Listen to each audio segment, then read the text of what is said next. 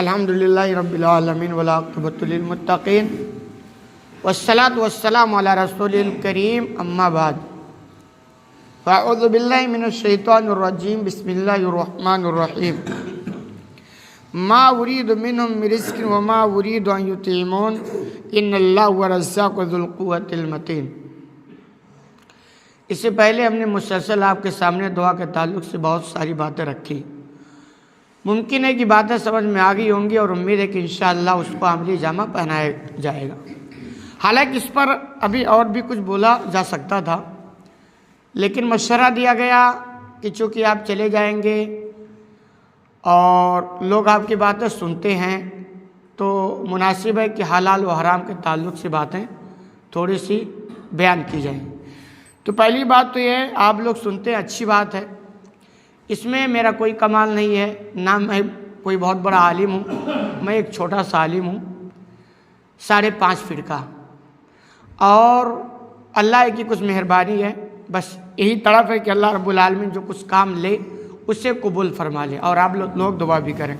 تو حقیقت میں یہ ہے کہ حرام و حلال اسلام کا یہ بہت مضبوط رہنمائی ہے۔ ہمارے بہت سارے مسلمان دیندار تو بن جاتے ہیں، دیندار کا مطلب نماز شروع کر دیتے ہیں، داڑھی بھی بڑھا لیتے ہیں، کرتا پاجامے بھی پہننے لگتے ہیں، ٹوپی بھی لگا، یہ تقریباً ہو جاتا ہے۔ لیکن اچھے دینداروں کی بات کریں، حلال و حرام کی بات آتی ہے نا تو وہاں بیچارے پیچھے ہٹ جاتے ہیں۔ آپ دیکھیں حج کتنا بڑا فریضہ ہے، لوگ حج بھی کر لیتے ہیں، کتنی بڑے رقم لگا کر کے۔ معلوم ہے، اب یہاں کا تو مجھے پتہ نہیں، انڈیا کا تقریباً ایک آدمی کا انڈین روپے میں تقریباً 4 لاکھ روپیہ بیٹھتا ہے، یعنی میاں بیوی دونوں مل کر اگر حج کرنے جائیں نا تقریباً 8 سے 10 لاکھ کا خرچہ آتا ہے، لیکن وہ بھی کر لیتے ہیں۔ کرتے ہیں کہ نہیں کرتے؟ کرتے ہیں۔ لیکن انہی کی زندگی میں دیکھا جاتا ہے کہ جب حلال و حرام کی بات آتی ہے نا تو پھر بات نہیں بنتی ہے، وہاں وہ فالٹ ہو جاتے ہیں۔ جبکہ حلال و حرام کا معاملہ اتنا خطرناک ہے کہ اللہ آسانی فرمائے۔ تو حرام و حلال کی تمیز دیکھو، مومن کرے گا، ایمان والا کرے گا، جتنا زیادہ ایمان مضبوط ہوگا اتنی اسے فکر ہوگی۔ لیکن کب کرے گا؟ جب اس کی یہ سوچ بن جائے کہ روزی دینے والا کون ہے؟ اللہ۔ مضبوط سوچ بن جائے، روزی کون دے گا؟ اللہ۔ اور یہ ساتھ میں آپ سمجھیں کہ ہمیں اتنا ہی ملے گا جتنا اللہ دے گا۔ کتنا ملے گا؟ جتنا اللہ دے گا۔ یہ سوچ، دے گا اللہ تبھی ملے گا۔ کتنا ملے گا؟ جتنا اللہ دے گا۔ اور کیسے ملے گا؟ جیسے اللہ نے کہا ہے۔ یہ 3 چیزیں دنیا کو اللہ نے اسباب سے مربوط کیا ہے، یعنی محنت کرو گے تو ملے گا۔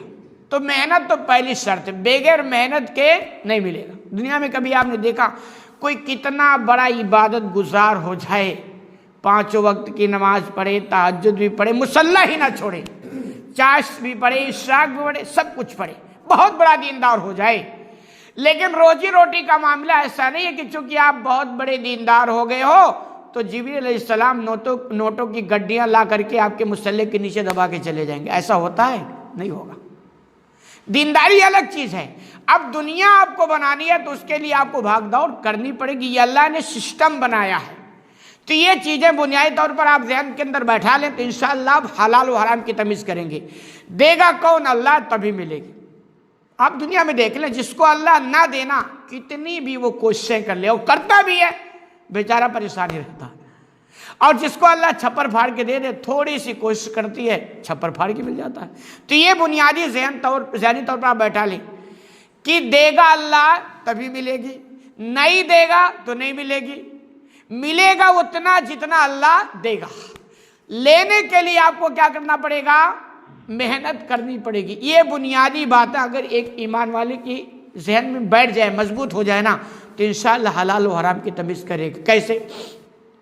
میں تھوڑی مثالیں زیادہ دیتا ہوں کہ مثالیں سے بات سمجھ میں آتی ہے، اور جب تک بات سمجھ میں آئے گی نہیں تو کون عمل کرے گا بھائی؟ عمل تو کبھی کریں گے نا جب سمجھ میں آئے گی نہیں تو عمل کیا کریں گے؟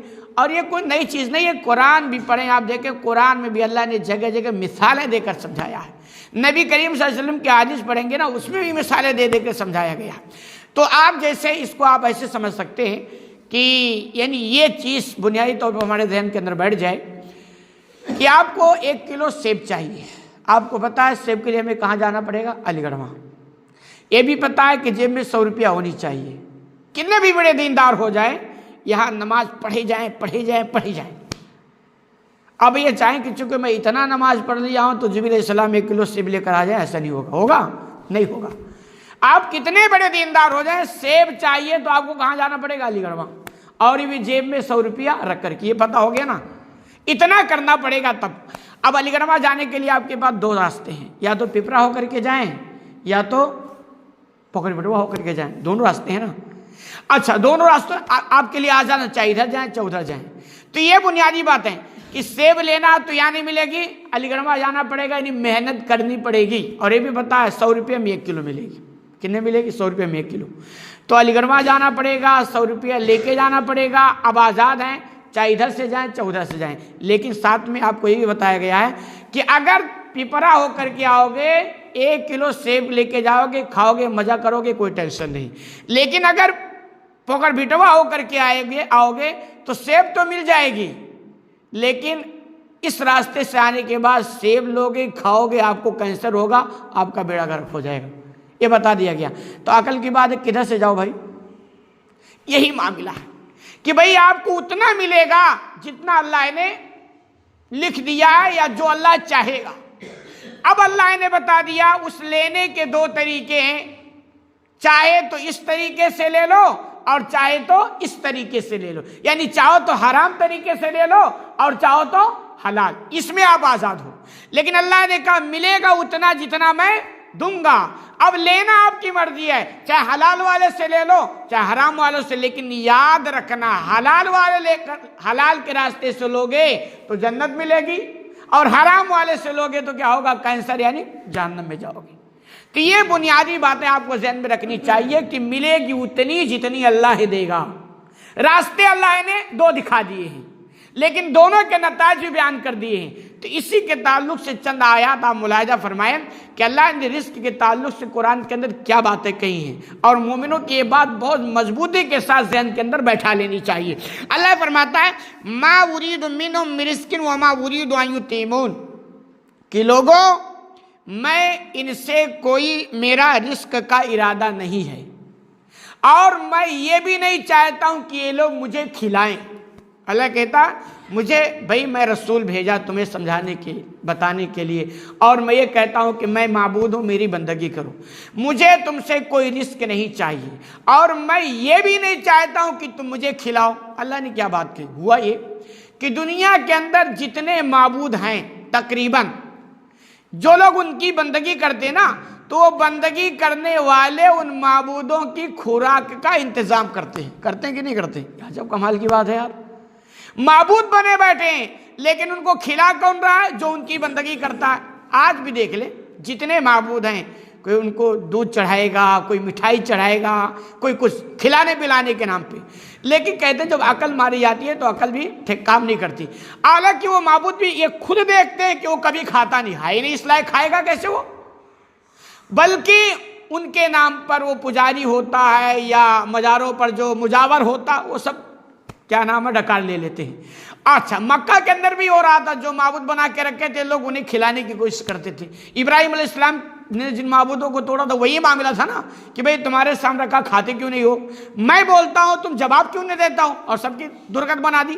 تو یہ دنیا کے اندر رہا ہے کہ معبودوں کو اس کی بندگی کرنے والے دنیا میں کھلاتے رہے، یہ الگ بات ہے، وہ کھاتے نہیں تھے۔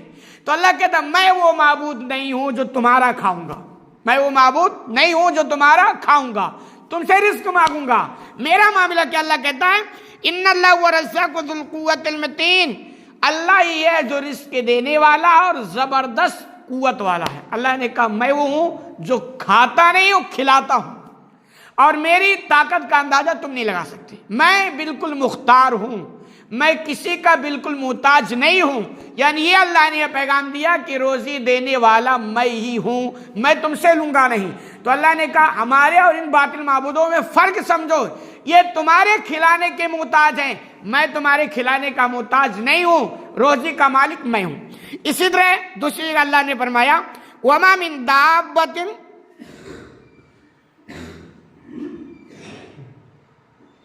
وَمَا مِن دَابَّةٍ فِي الْأَرْضِ إِلَّا عَلَى اللَّهِ رِزْقُهَا، کہ زمین پر جتنے بھی چوپائے ہیں ان سب کو کھلانے والا کون ہے؟ اللہ۔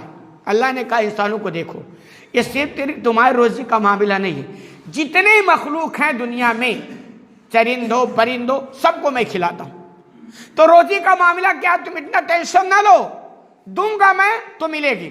اچھا اب تصور کریں انسان روزی روٹی کے تعلق سے کتنا ٹینشن میں رہتا ہے، اور کہتا کتنا مل جائے، اور کتنے ہتھ کنڈے استعمال کرتا ہے۔ لیکن تجربات کی دنیا میں دیکھیں، کبھی کبھی آپ دیکھیں ایسی جگہوں پر کچھ کیڑے مکوڑے مل جاتے ہیں، پتھر، بس اوقات پتھر توڑا جاتا ہے، اس کے اندر آپ کو دیکھو گے کچھ ایسے کیڑے ملتے ہیں، سمجھ میں نہیں آتا یہ کیسے کیڑے جی رہے ہوتے ہیں، کہاں سے ان کو پانی ملتا ہے، ان کو خوراک ملتا ہے، وہ اللہ ان کو کھلا رہا ہوتا ہے۔ ہر انسان کا بچہ اپنی ماں کے پیٹ میں 9 ماہ گزار کے آتا ہے، وہاں بھی اللہ انتظام کرتا ہے۔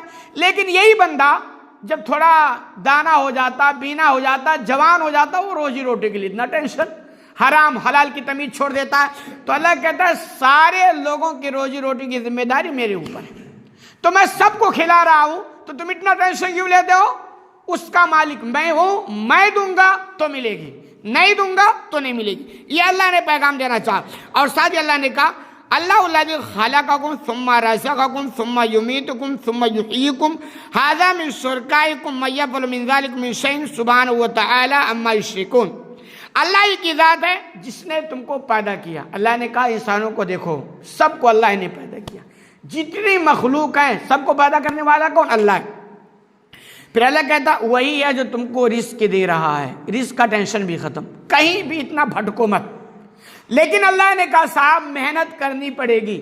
یہ بہت سارے لوگ نا تھوڑی جہالت یا شیطانی وسوسے کے شکار ہوتے ہیں کہ یار جب اللہ نے کہہ دیا میں جو دیا ہوں لکھ دیا ہوں اتنا ہی ملے گا، اس کے آگے نہیں، تو بات تو صحیح ہے، لیکن وہ اللہ نے یہ بھی کہا اس کو لینے کے لیے سسٹم پہ چلنا پڑے گا۔